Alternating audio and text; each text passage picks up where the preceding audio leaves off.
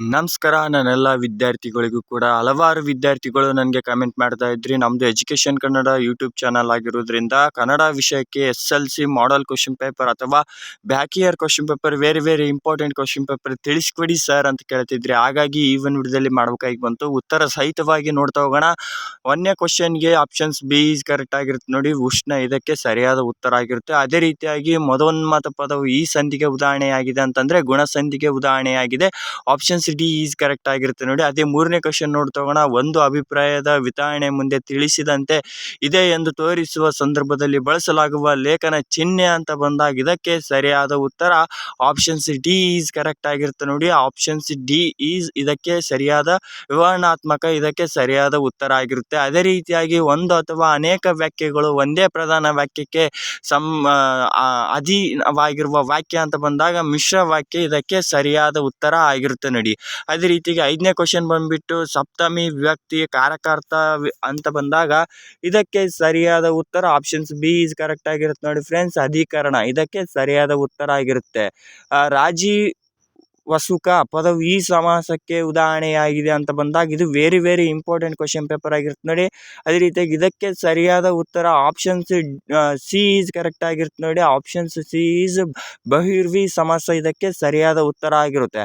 ಅದೇ ಒಂದು ಅಂಕದ ಇದು ನೋಡ್ತಾ ಹೋಗೋಣ. ಬಿಟ್ಟ ಸ್ಥಳ ಏನಾಗಿದೆ ಅಂತ ಯುದ್ಧ ರಣರಂಗ ಇದಕ್ಕೆ ಸರಿಯಾದ ಉತ್ತರ. ಎಂಟನೇ ಕ್ವಶನ್ ಬಂದ್ಬಿಟ್ಟು ಧೀರ ಶೂರ ಇದಕ್ಕೆ ಸರಿಯಾದ ಉತ್ತರ ಜೋಡಿ ನಿಡಿ ಆಗಿರುತ್ತೆ ನೋಡಿ. ಅದೇ ರೀತಿಯಾಗಿ ಒಂಬತ್ತನೇ ಕ್ವಶನ್ ವಿದ್ವಾಂಸ ಅಂಕಿತನಾಮ ಇದಕ್ಕೆ ಸರಿಯಾದ ಉತ್ತರ ಆಗಿರುತ್ತೆ. ಅದೇ ಹತ್ತನೇ ಕ್ವಶನ್ ನೋಡ್ತಾ ಹೋದ್ರೆ ಇತಿಹಾಸ ವಿಶ್ವಾಸ ಇದಕ್ಕೆ ಸರಿಯಾದ ಉತ್ತರ ಆಗಿರುತ್ತೆ. ಅದೇ ಒಂದು ಅಂಕದ ಪ್ರಶ್ನೆ ಕೂಡ ನೋಡ್ತಾ ಹೋಗೋಣ. ಒಂದು ಅಂಕದ ಪ್ರಶ್ನೆಯಲ್ಲಿ ಏನೇನು ಆನ್ಸರ್ ಇದೆ ಅಂತ ಕೂಡ ನೋಡ್ತಾ ಹೋಗೋಣ. ಆಂಗ್ಲ ಸಾಮ್ರಾಜ್ಯದ ವೈಭವ ಕಂಡು ಬರುವ ಓಣಿ ಯಾವುದು ಅಂತಂದ್ರೆ ಇದಕ್ಕೆ ಚೇರಿಂಗ್ ಕ್ರಾಸ್ ಇದಕ್ಕೆ ಸರಿಯಾದ ಉತ್ತರ ಆಗಿರುತ್ತೆ.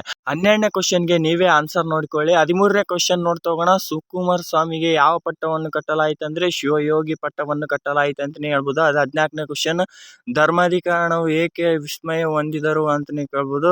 ಇದಕ್ಕೆ ಸರಿಯಾದ ಉತ್ತರ ನೀವೇ ನೋಡಿಕೊಳ್ಳಿ. 15ನೇ ಕ್ವಶನ್. ಅಕ್ಕಿಯು ಯಾರ ನೆತ್ತಿಯನ್ನು ಕುಕ್ಕಿದೆ ಅಂತ ಬಂದಾಗ ಇದಕ್ಕೆ ಸರಿಯಾದ ಉತ್ತರ ಸಾರ್ವಭೌಮರ ನೆತ್ತಿಯನ್ನು ಕುಕ್ಕಿದೆ ಅಂತಲೇ ಹೇಳ್ಬೋದು. ಇದು ಫುಲ್ ಫಾರ್ಮ್ ಬರಿಬೇಕಾಗುತ್ತೆ ನೋಡಿ. ಅಕ್ಕಿಯು ಸಾರ್ವಭೌಮರ ನೆತ್ತಿಯನ್ನು ಕುಕ್ಕಿದೆ ಇದು ಸರಿಯಾದ ಉತ್ತರ ಆಗಿರುತ್ತೆ. ಫುಲ್ ಫಾರ್ಮ್ ಬರಿಬೇಕಾಗುತ್ತೆ ನೀವು. ಅದೇ ರೀತಿಯಾಗಿ ದಿನವಸುತ ಎಂದರೆ ಯಾರು? ದಿನವಸುತ ಎಂದರೆ ಯಾರು? ಇದಕ್ಕೆ ಸರಿಯಾದ ಉತ್ತರ ಬಂದ್ಬಿಟ್ಟು ಸೂರ್ಯನಿಂದ ಯಾರು ಹುಟ್ಟಿರುತ್ತಾರೋ ಅವರಿಗೆ ದಿನವಸುತ ಎಂದು ಕರೀತಾರೆ ಅಂತಲೇ ಹೇಳ್ಬೋದು. ಅದೇ ರೀತಿಯಾಗಿ 17ನೇ ಕ್ವಶನ್ ನೀವೇ ನೋಡಿಕೊಳ್ಳಿ. 17ನೇ ಕ್ವಶನ್ 18ನೇ ಅಂದರೆ 2 ವಾಕ್ಯದ ಕ್ವಶನ್ಗಳು ಕೂಡ ಇದರಲ್ಲಿ ಇವೆ. 2 ವಾಕ್ಯದ ಕ್ವಶನ್ ಕೂಡ ಮಿಸ್ ಮಾಡದೆ ನೋಡ್ತಾ ಹೋಗಿ.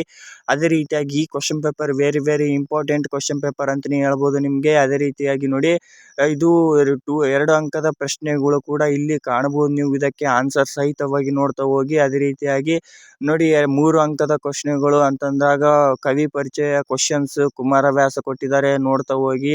ನಿಮಗೆ ಮತ್ತೆ ಯಾವುದೇ ರೀತಿಯಾಗಿ ಕ್ವಶನ್ಸ್ನಲ್ಲಿ ಡೌಟ್ ಇದ್ರೂ ಕೂಡ ಖಂಡಿತ ಕಮೆಂಟ್ ಮಾಡಿ. ಆ ಕ್ವಶನ್ಗೆ ಮತ್ತೆ ಆನ್ಸರ್ ಸಹಿತವಾಗಿ ನಿಮಗೆ ಕೊಡ್ತೀನಿ. ಧನ್ಯವಾದಗಳು. ಮತ್ತೆ ನೆಕ್ಸ್ಟ್ ವಿಡಿಯೋದಲ್ಲಿ ಸಿಗೋಣ.